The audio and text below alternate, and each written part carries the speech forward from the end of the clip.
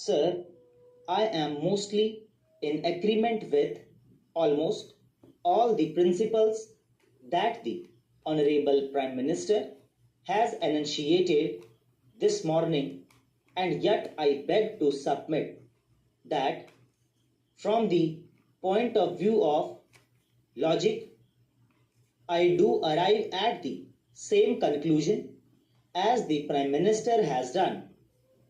I may say at the outset that the continued association of my country with the Commonwealth is not justified.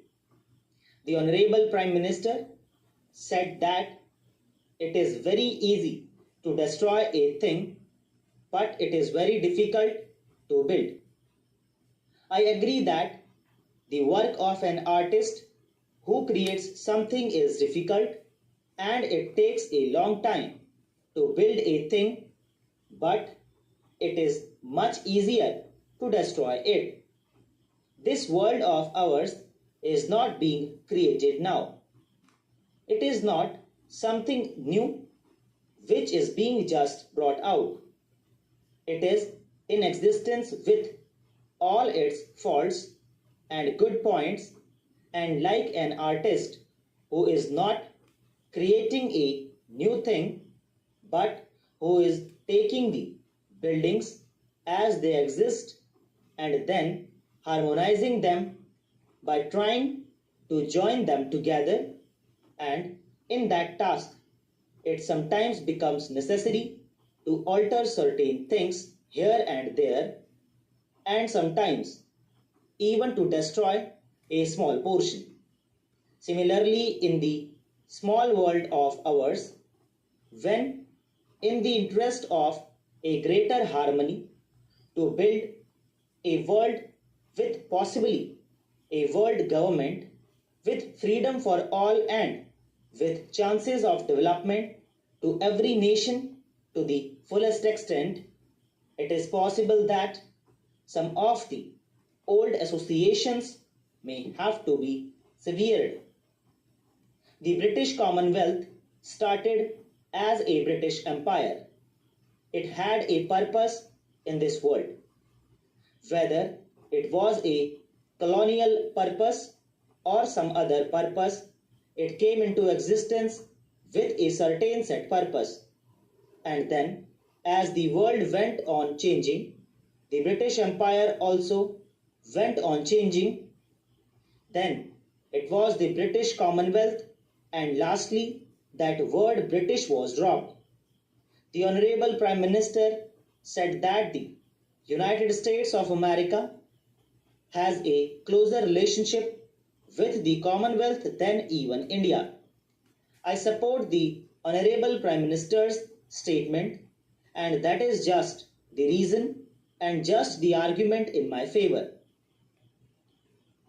If the United States, without being in the Commonwealth, can have as great an association with it or even greater association with it, then sir, our country, India remaining outside the Commonwealth, can also continue the same association.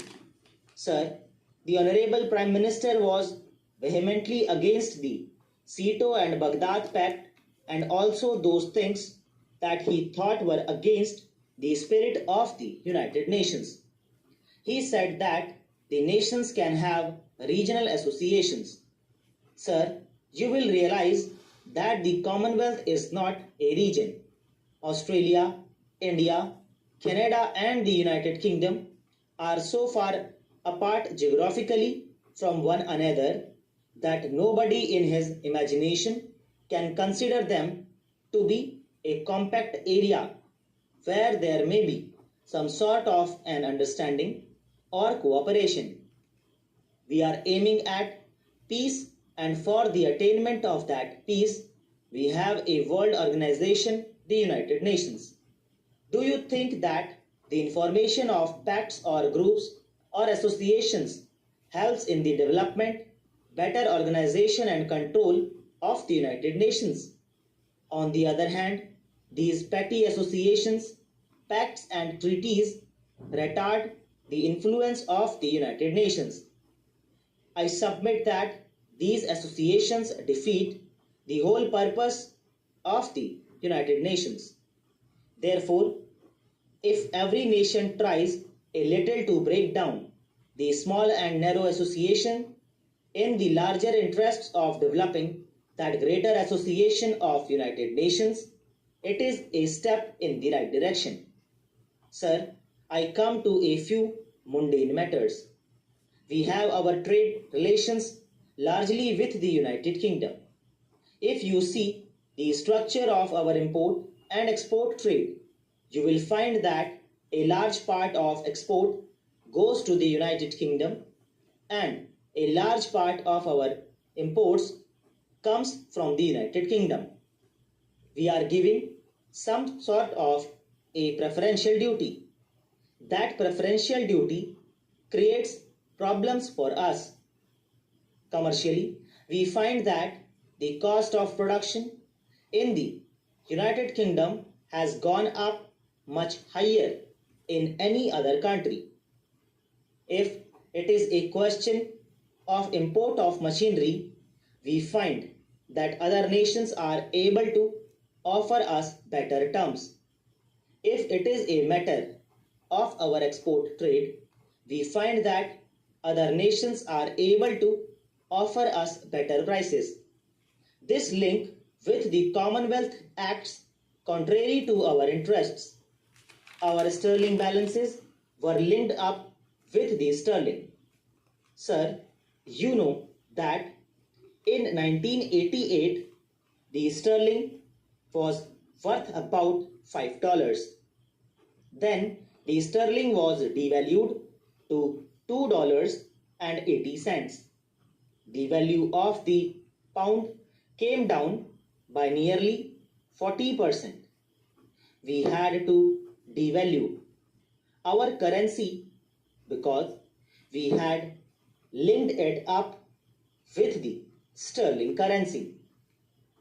If it had not been linked up with the sterling, it would have had to be appreciated by 40%.